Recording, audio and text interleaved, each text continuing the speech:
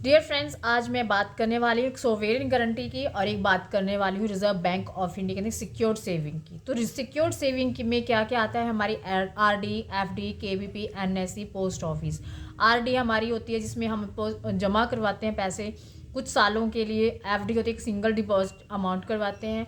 KVP किसान विकास पत्रा और एनएससी नेशनल सेविंग सर्टिफिकेट। और पोस्ट ऑफिस उसमें भी हम बहुत सारी स्कीम्स आती है, महीना में दर महीना जो हम जमा करवाते हैं पैसे, उसमें हमें कुछ लमसम जो इंटरेस्ट रेट मिलता है 8 से 8.25% तक का। तो हमारी ये जो पीपीएफ भी इसके अंदर ही आती है, public provident fund.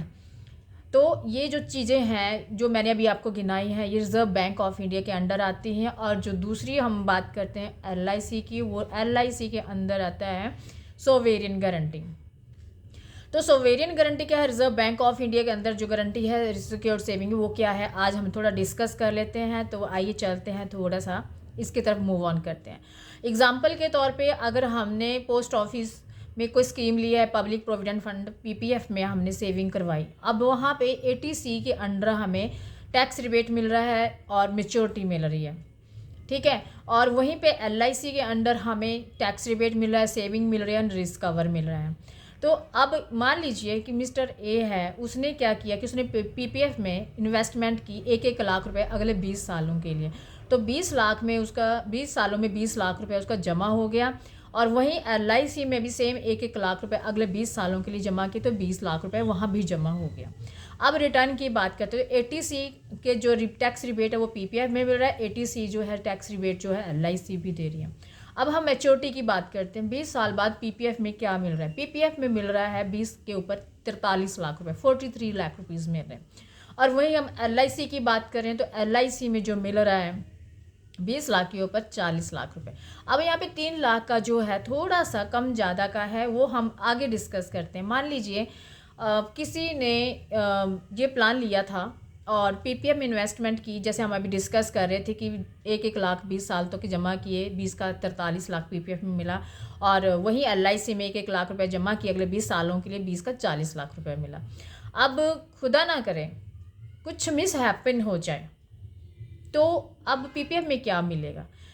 RD, FD, KVP, NSC, PPF, ये सारी सिक्योर्ड सेविंग हैं। अब इनमें हमने इन्वेस्टमेंट किया, तो इसमें क्या होगा कि हमने जो जितना पैसा जमा करवाया था उसका जो माना उसमें 8% का इंटरेस्ट मिल रहा है। तो उसमें क्या होगा, 1 साल बाद कुछ हुआ तो 1 लाख प्लस 8,000, 1,08,000 मिले, उसके बाद वो स्कीम बंद। वहीं एलआईसी में अगर ऐसा कुछ होता है, खुदा ना करें किसी बच्चे के लिए फादर ने प्लान लिया था, तो उस केस में नॉर्मल डेथ पे एलआईसी उसको एक लमसम अमाउंट देगी 20 लाख रुपए, एक्सीडेंट पे 40 लाख रुपए। दूसरा, उसके सारा प्रीमियम माफ़ कर देगी, बीमा कंटिन्यू चलेगा, अगले 10 साल तक 10% ऑफ सम एश्योर्ड मिलेगा। तो उसको जो है 1.5 लाख रुपए अगले 20 सालों तक मिलेगा, प्लस उसके साथ में जो मेच्योरिटी अमाउंट है 40 लाख रुपए, वो भी एलआईसी उस बच्चे को देगी। तो डियर फ्रेंड्स, अब आप खुद कंपेयर कीजिए कि जो एक सोवेरियन गारंटी है रिजर्व बैंक ऑफ इंडिया की गारंटी में अब क्या डिफरेंस है, एक और डिस्कस कर लेते हैं। रिजर्व बैंक ऑफ इंडिया के अंदर जितने भी आपका पैसा जो अमाउंट है जो जमा हुआ है, अगर आप गूगल पे सर्च करें कि सोवेरियन गारंटी और reserve bank of India, reserve bank of India आपके पैसों की कितनी गारंटी, माना आपके बैंक में 1 करोड़ रुपया जमा है, तो कल को अगर बैंक मर्जर हो गया, पोस्ट ऑफिस में जो हमारी स्कीमें, जो जैसे मैंने आपको पीपीएफ में बताया कि उसमें सिर्फ और सिर्फ सेविंग और टैक्स रिबेट है, वैसे ही हम आरडी, एफडी, केवीपी, एनएससी की हम बात कर रहे हैं, तो बैंकों की बात कर रहे हैं। तो उसमें क्या मिलेगा, अगर आपका पैसा जो है बैंक में सिर्फ और सिर्फ 1 करोड़ रुपए है, तो और कल को बैंक मर्जर होता है, तो आपके 5 लाख रुपए की ही गारंटी है।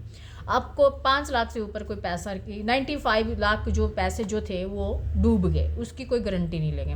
और वही हम एलआईसी की बात करते हैं, सोवेरियन गारंटी। एलआईसी बाकायदा गवर्नमेंट के जितने भी कॉरपोरेट लेवल के जो भी इंश्योरेंस सेक्टर हैं, वो सारे के सारे सोवेरियन गारंटी के अंदर आते हैं। भारत सरकार इसकी उत्तरदायी है। अगर कल को आपका पैसा डूबता भी है, ऐसी कोई कंडीशन आती भी है, तो वहाँ पे बाकायदा लिखा होता है कि उसके पैसों की जिम्मेवार भारतीय सरकार होती है। और वो आपका पैसा डूबने नहीं देती। तो डियर फ्रेंड्स, ऐसे ही आजकल LIC के अंदर कुछ म्यूचुअल फंड कैसे स्कीम्स आई हुई हैं जो बहुत ही इंटरेस्टेड हैं और बहुत ही अच्छे इंटरेस्ट रेट के साथ आई हैं। अगर इसके बारे में अधिक इन्फॉर्मेशन लेनी हो तो मेरे दिए गए नंबर मुझसे संपर्क कर सकते हैं 8360266119। धन्यवाद।